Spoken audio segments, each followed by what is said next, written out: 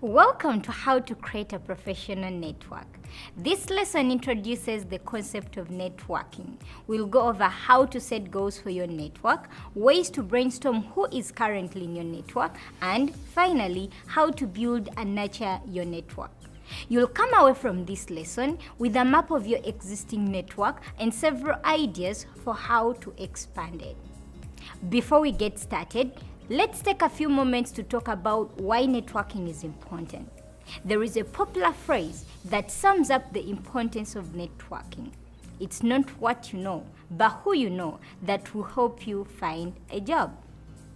This isn't just a phrase. There is actually data to support it.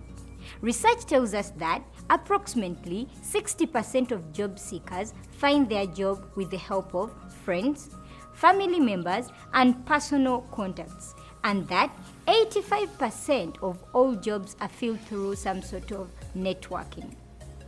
In many places, up to 80% of jobs are never even advertised, meaning individuals find them through more informal means like networking. No matter where you want to go, networking will be a part of your journey. Let's start building your network now so you are well prepared for your upcoming job search.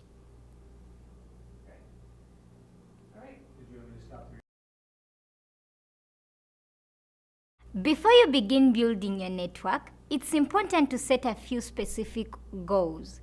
According to Stephen R. Covey, author of 7 Habits of Highly Effective People, the most effective people always approach their work with the final objective in mind.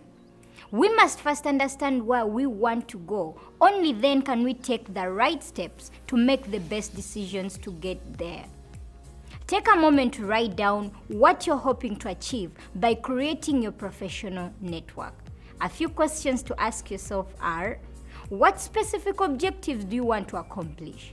At what specific company or organization would you like to work? For example, you may want to work for an agricultural firm that focuses on using technology. What else do you need to learn about your targeted field in order to be competitive?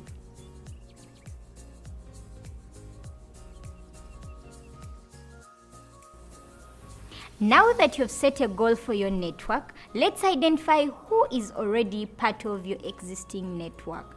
Spend a few minutes brainstorming all the people you already know who might be able to give you career advice or help you make professional connections. Think of friends, family, former co-workers, or classmates. Think of networks you already are part of, such as Facebook or WhatsApp groups, your university, your home community, any clubs or organizations that you're currently part of. As you review your list, think creatively about who you might include or need to include. For example, are there more men than women? Do you have many personal contacts and not enough professional ones? Here are a few guiding questions to ask yourself. Who would you go to in a crisis? Who would you go to for business advice? Who would you go to for personal advice? Who has knowledge about the job searching process? Who has connections with your targeted industry? Take a moment now to write down everyone who might potentially be included in your network. In the next section of the lesson is an example of what that might look like.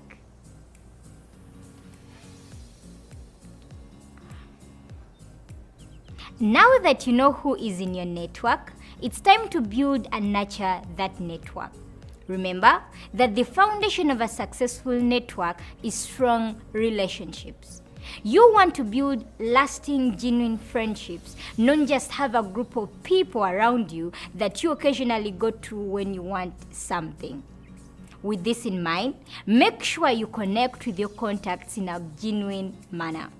Your goal is not just to ask for a job, but to build a relationship that will have enduring value throughout your life.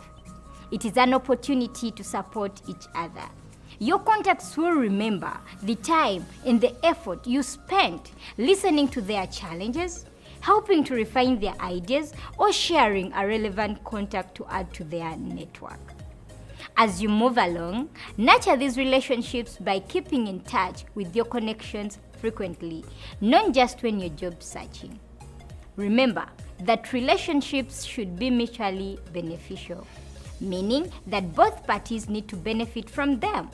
Likewise, these relationships need continued positive interactions to sustain themselves.